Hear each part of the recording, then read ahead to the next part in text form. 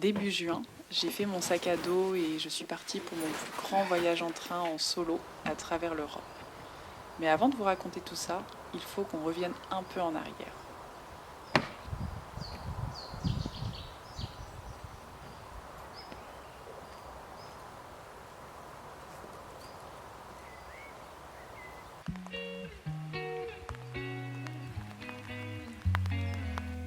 En mai, sous un mois pluvieux et un peu frais, l'idée de repartir à l'aventure commence un peu à revenir dans ma tête. Mais c'est souvent le cas chaque année à cette période. Mais depuis plusieurs années, j'envisage un certain voyage que je recule chaque année par impression que ce n'est jamais le bon moment. Mais cette année, je décide que c'est vraiment la bonne année pour le faire. À ce moment-là, j'ai pas mal de travail et ce voyage en projection me contraint un peu quand même. Je galère à trouver le temps pour l'organiser, mais j'arrive finalement à tout booker 10 jours avant mon départ. Autant dire que c'était vraiment très chouette. Comme si j'espérais un peu que la vie décide pour moi encore. Enfin, du moins, c'est l'impression que j'en avais, parce que c'est ce que j'avais fait les années précédentes en ne passant pas à l'action et finalement en laissant la vie décider pour moi, en n'organisant rien et en ne partant pas. Alors qu'en fait, il suffisait de prendre la décision et de passer à l'action. Et au final, c'était pas si compliqué que ça. Alors une fois que j'ai tout booké, ce qui m'a pris un petit peu de temps quand même, il me restait encore plein de choses à faire avant de quitter la maison. Surtout en pleine période de début de potager. Je savais que c'était pas l'idéal pour partir à ce moment-là, mais je tenais absolument à partir en juin. Et vous allez comprendre pourquoi après.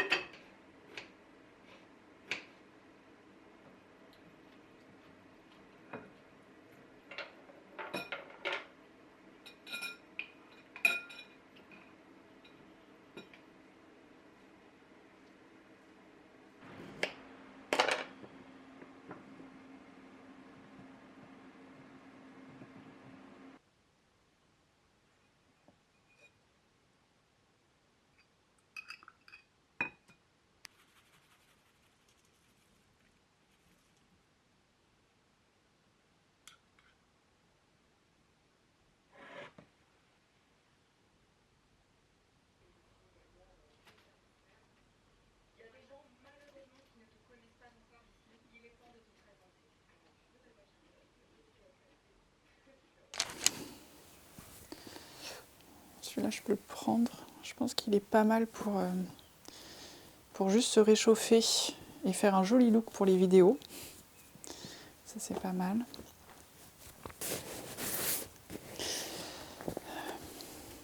Une casquette, évidemment. Je suis en train de préparer mon sac à dos pour ma première aventure de l'année. Je suis très très très heureuse parce que c'est pas n'importe quelle aventure. C'est un voyage que je voulais faire depuis très longtemps, que j'avais déjà programmé il y a 4 ans et qui avait été annulé et que je reprogramme enfin. Après beaucoup d'hésitation, de la vie qui a fait que je ne suis pas partie.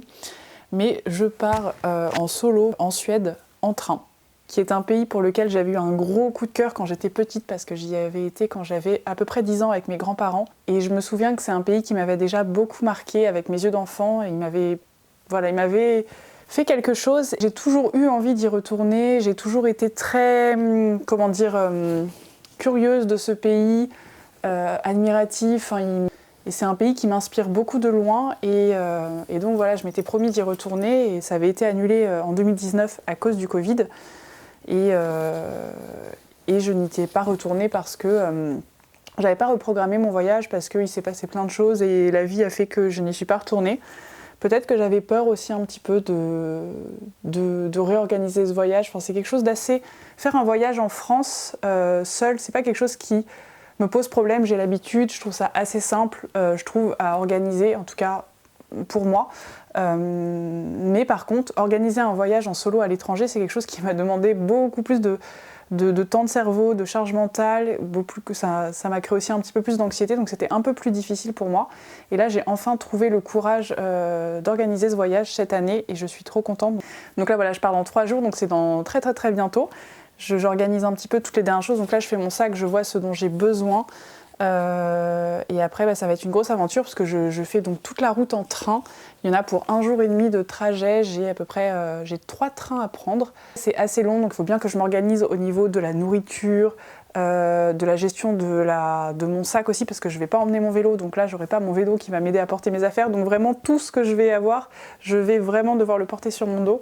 Donc c'est une autre gestion aussi, c'est un voyage à pied, du coup à pied et en train, même si sur place normalement j'aurai accès à des vélos et je pourrais faire du vélo, mais mes bagages seront posés à un endroit. Je vais pas faire de camping parce que comme j'emmène mon matériel quand même pour travailler, c'est pas des vacances, même si ça reste très cool de pouvoir aller travailler dans un autre endroit et de voyager et de découvrir un pays, d'être dans des paysages super beaux.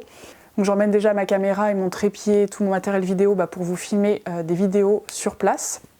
Et aussi mon ordinateur pour travailler un petit peu, plus de quoi m'habiller, mais je vais aussi prendre du matériel pour peindre, peut-être un peu de matériel de broderie et je pense au moins un petit livre pour lire, plus un carnet pour écrire. Donc je pense que je vais être assez chargée, surtout si j'emmène un petit peu de nourriture d'avance pour du coup ce jour et demi de trajet jusqu'à la Suède.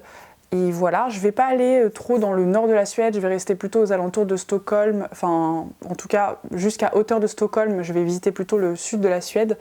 Et ça promet d'être merveilleux, mais voilà. Donc là, je vais terminer déjà la logistique de mes affaires et puis voilà. Il faut surtout que je pense à prendre mon anti-moustique parce que là-bas, apparemment, les moustiques sont extrêmement énervés. Il y en a beaucoup, beaucoup. Et ça, faut pas que je l'oublie, surtout. Je me fais une note à moi-même avec cette vidéo. Tac, donc ça, je ne prends pas. Et ensuite, j'ai ça. Ça, je prends...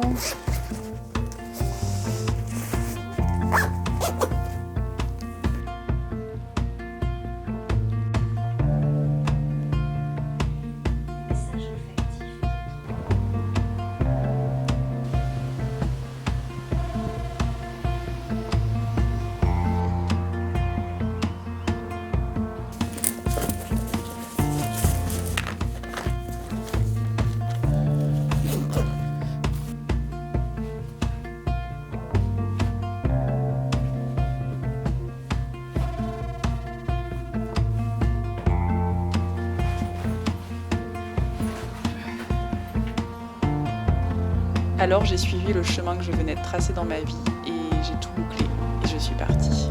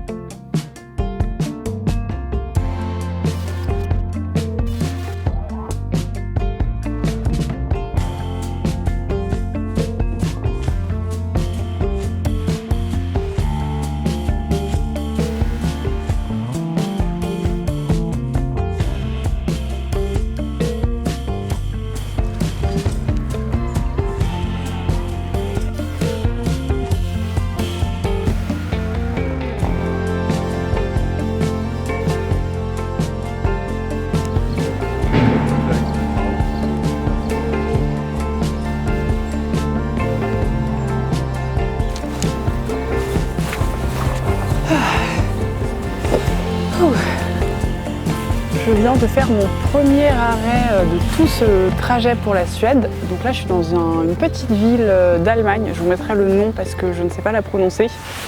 Donc là, c'était un premier train que j'ai pris à Gare de l'Est qui n'a pas duré très longtemps. C'était seulement 2h30. C'était hyper confortable.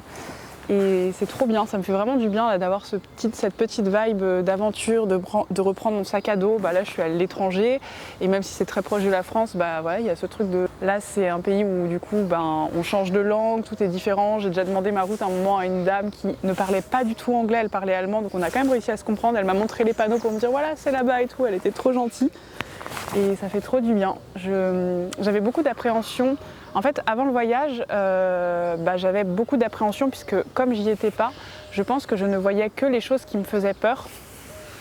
Et je pense que petit à petit, toutes ces peurs vont se déconstruire au fil du voyage. Et je vais me rendre compte que souvent l'imagination travaille beaucoup et imagine toujours le pire, alors qu'en fait, généralement, ça se passe mieux que ce qu'on imagine. Et c'est les peurs qui parlent évidemment. Donc voilà, je suis à côté d'un zoo, donc vous entendez les animaux.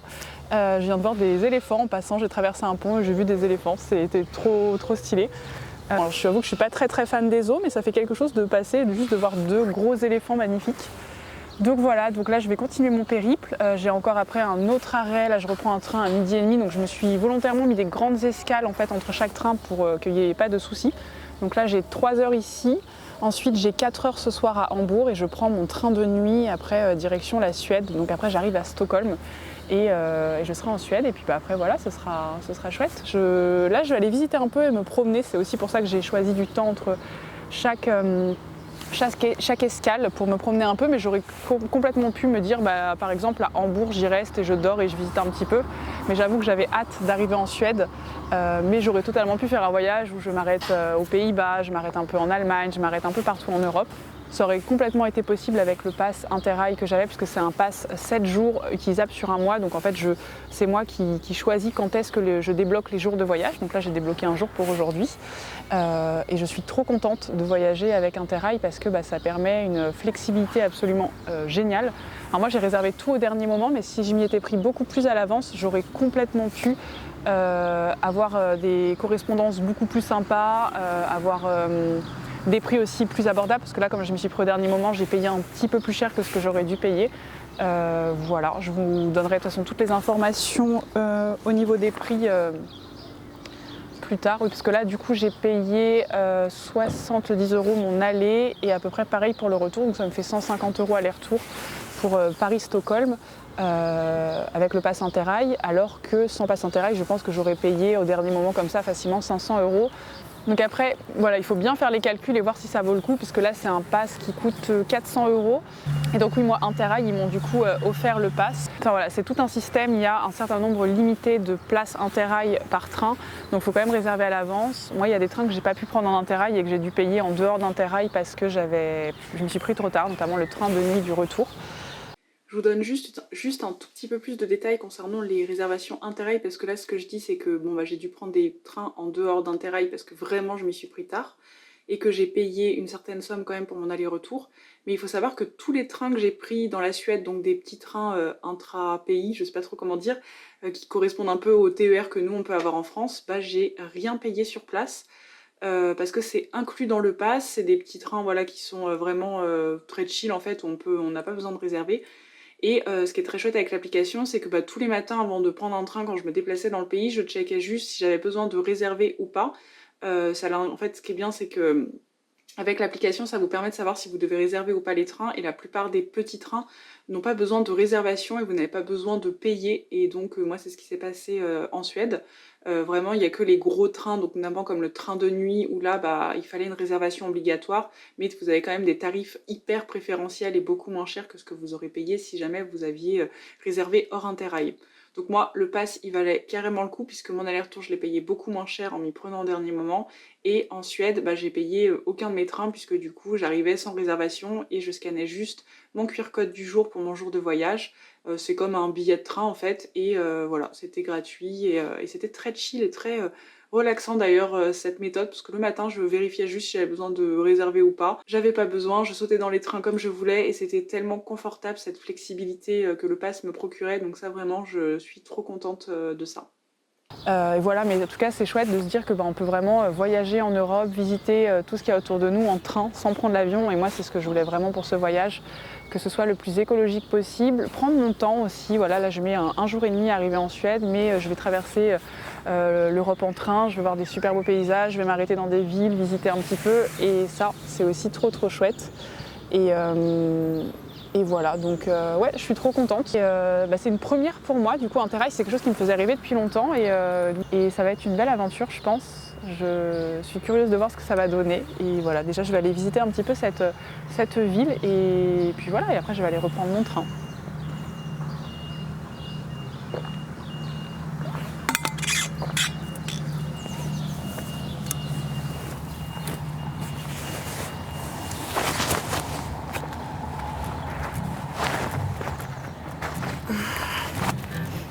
Hop.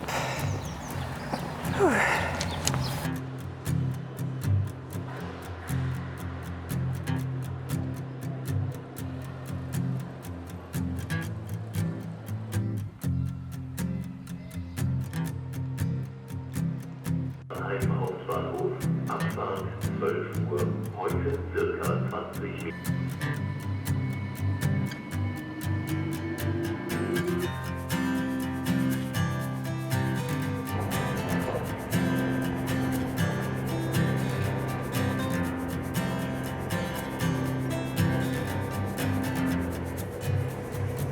Dans ce long train qui traversait l'Allemagne, j'ai pu admirer les paysages et l'architecture allemande au fil des arrêts. J'ai rencontré un gentil dogo qui voyageait lui aussi à travers l'Europe avec ses 2 humaines. Mais lui, il partait du sud de l'Italie et il montait jusqu'au nord de la Norvège. Autant dire que c'était une sacrée traversée de l'Europe.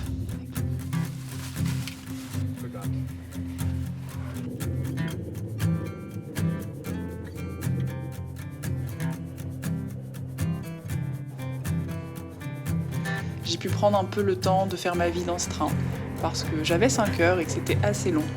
Et puis j'ai pu réfléchir à la lenteur du voyage, au fait de traverser l'Europe en train, de faire le choix de ne pas prendre l'avion et de tripler mon temps de trajet. D'avoir l'impression de braver quelque chose d'insurmontable et de me confronter à quelques peurs aussi. Parce que j'avais très peur de rater mes correspondances et du coup de rater tous mes autres trains. Alors qu'au final, une fois lancé, tout se déroulait incroyablement bien et les sensations d'aventure me faisaient énormément de bien.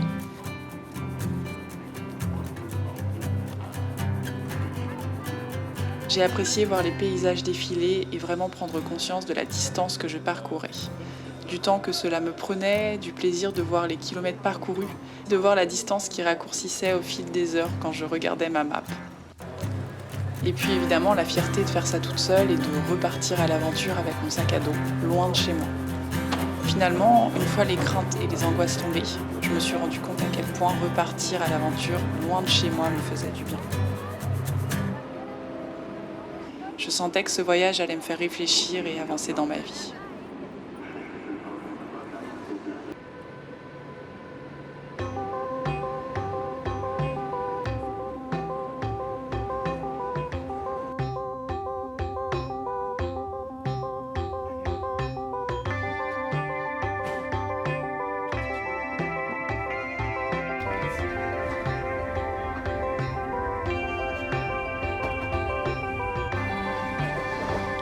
Au moment où je suis rentrée dans ce train de nuit, je ne réalisais pas ce que je m'apprêtais à vivre. Mais tout ça, je vous le raconterai dans une prochaine vidéo.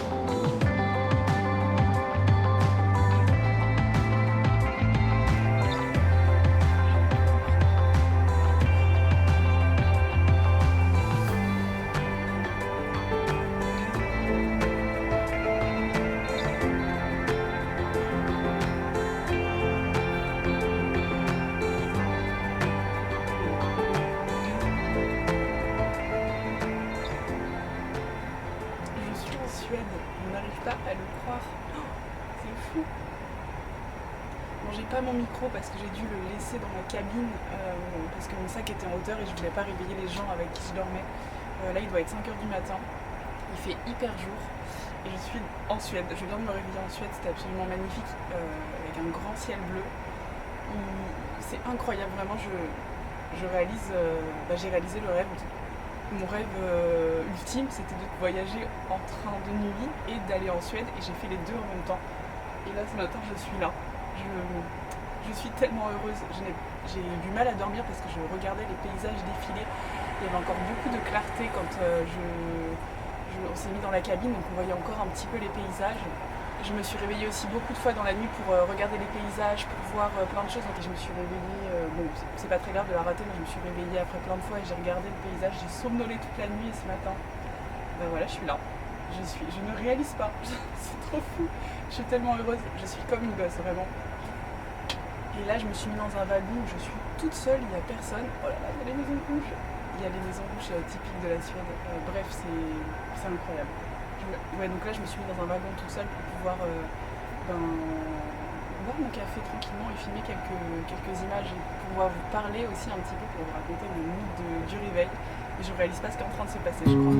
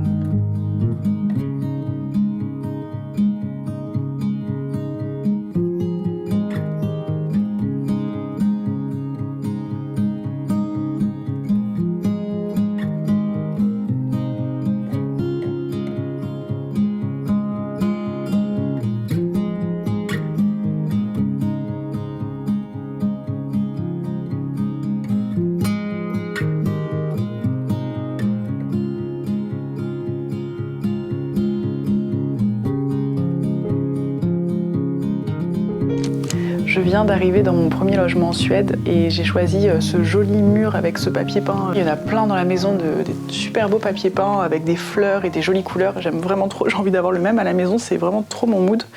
Toute la Suède de toute façon c'est 100% mon mood, je vous raconterai ça dans la prochaine vidéo. C'est absolument incroyable à quel point je me sens bien ici.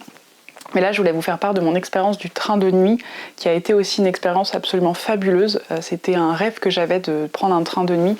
Je regarde beaucoup de vidéos, de visites de trains de nuit, il y a tout un monde du train de nuit. Et donc je regarde beaucoup de vidéos, notamment au Japon, parce qu'il y a vraiment des trains avec plusieurs 5 étoiles. Enfin voilà, il y a vraiment tout un monde de ce côté-là. Et moi, c'était vraiment un truc qui me faisait rêver. Et j'ai beaucoup de réflexions par rapport à ça, parce que cette simple expérience du train de nuit a été quelque chose d'hyper fort, dans le sens où déjà, quand je suis arrivée, je suis arrivée à Hambourg et donc je suis arrivée en avance, et quand le train est arrivé, déjà ça m'a un peu émue. Je me suis dit oh là là, ça c'est le dernier train qui va m'emmener en Suède, je vais dormir dedans et demain matin je vais me réveiller et je serai enfin en Suède. Donc ça il y avait déjà toute cette excitation autour de ça. Et quand donc je suis rentrée dans le train, je suis rentrée dans ma cabine, je vois qu'il y a 5 personnes dans ma cabine mais qu'il n'y a pas 6 lits. Je me dis mince, comment est-ce qu'on va faire pour dormir? On a payé pour des couchettes et en fait il s'avère qu'au milieu il y avait un lit qui se rabattait, et une fois qu'on le dépliait ça faisait des lits superposés. Et comme moi je suis un peu claustrophobe, je leur ai dit que ça me rassurait pas trop d'être soit en haut soit en dessous, donc j'ai vraiment pris le lit du milieu, et en fait ma tête et mon oreiller étaient vraiment collés à la fenêtre, donc dès que je tournais la tête je voyais les paysages défiler, et je pense que ça a rendu l'expérience d'autant plus incroyable. J'ai eu du mal à dormir parce que vraiment je faisais que regarder la route, et cette sensation d'être en mouvement et d'être dans un lit et de se coucher et d'être en mouvement, de se déplacer, elle est absolument incroyable. Je trouve qu'elle a vraiment renforcé la notion de...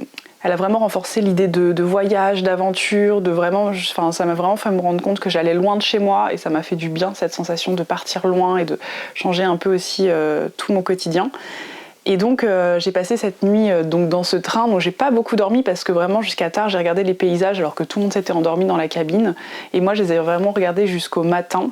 D'abord, ce qui est drôle, c'est de me dire que j'ai partagé une expérience vraiment hyper forte et unique avec des inconnus, juste le temps de quelques instants. Je savais qu'on allait vivre un truc, peut-être que pour eux c'était pas une expérience de malade, mais pour moi c'était quelque chose d'hyper fort, le temps de juste un instant, et je trouve que ça aussi, ça rend l'expérience encore plus chouette parce que, et encore plus intense parce que en fait on savait qu'on allait jamais se revoir mais qu'on allait partager une nuit ensemble dans un environnement complètement incroyable et original, et je trouve que ça rajoute aussi beaucoup. Moi qui n'aime d'ailleurs pas trop normalement dormir dans la même pièce que les gens, j'aime avoir beaucoup d'intimité.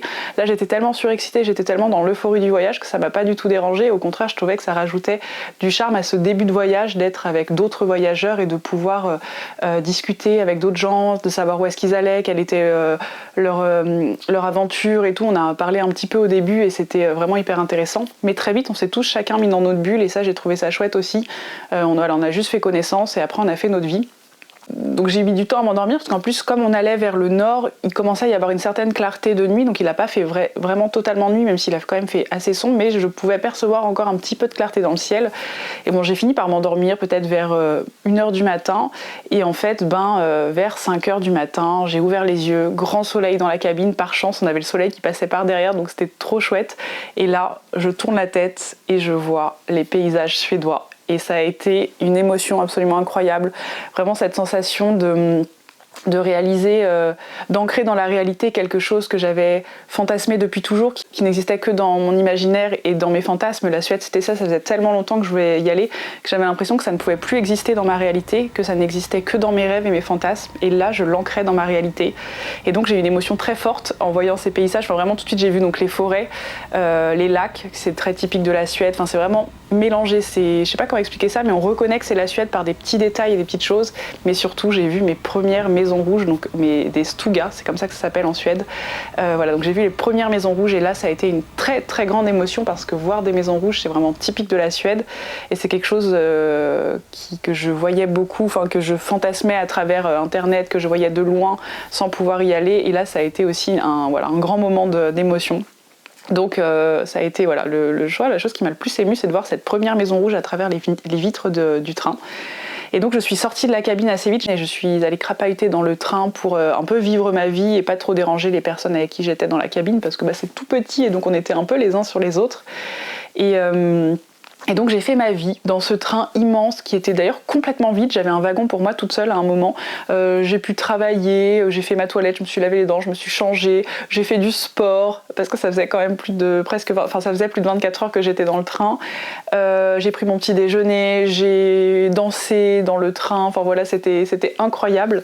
Et puis c'était génial parce que j'étais dans un environnement c'était tout parfait parce que j'étais dans un train, moi qui adore les trains, j'étais dans un train de nuit, donc c'était un rêve que je réalisais. Il y avait l'euphorie du voyage, du fait d'arriver en Suède, je voyais les paysages suédois autour de moi qui défilaient, j'étais dans un état de bonheur absolument incroyable. Je ne sais pas si j'arriverai à retrouver ça un jour tellement c'était fou, parce qu'en fait je me dis que là c'était le voyage unique de ma vie, où je retournais en Suède après plus de 20 ans à vouloir y retourner, de le faire en solo, de réaliser plusieurs autres rêves qui étaient le train de nuit, de voyager seule, enfin bon bref, tout ça, donc c'était une euphorie absolument incroyable. Je sais pas si je retrouverai cette euphorie quand j'y retournerai une prochaine fois, mais bon, c'est un pays qui me plaît quand même beaucoup, donc j'espère que ça reviendra. Mais donc voilà, j'étais complètement euphorique et c'était absolument incroyable.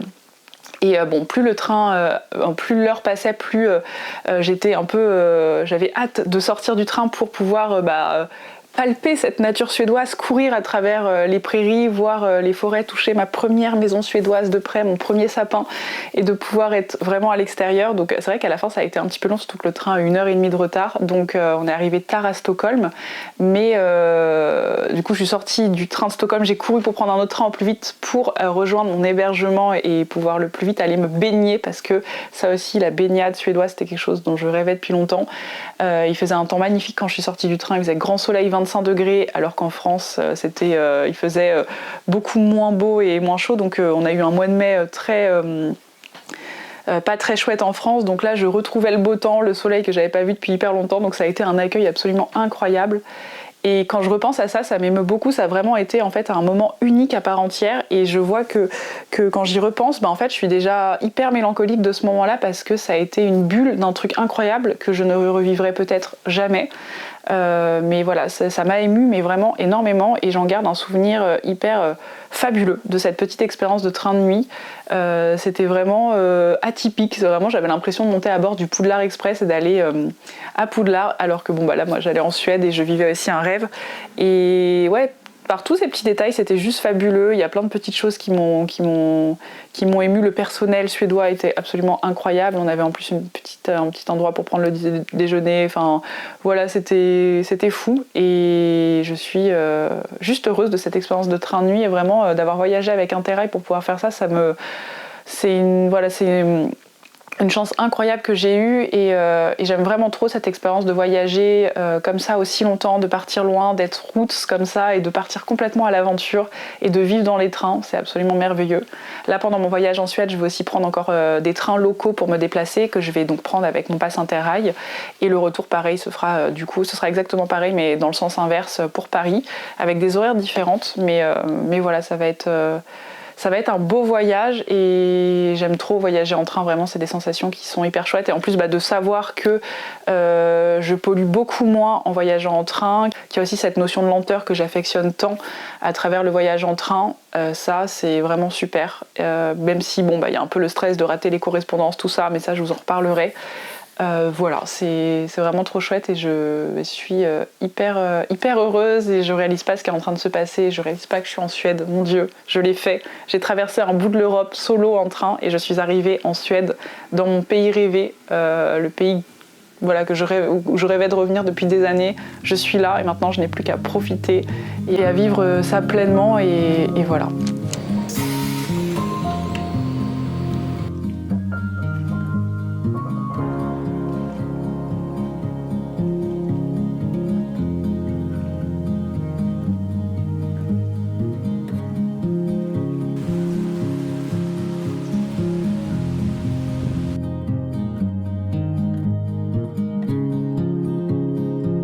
Il pleut et c'est un mood trop chouette.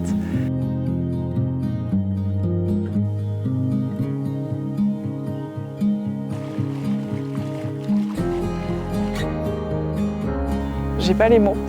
Je voudrais que le temps s'arrête, c'est tellement chouette.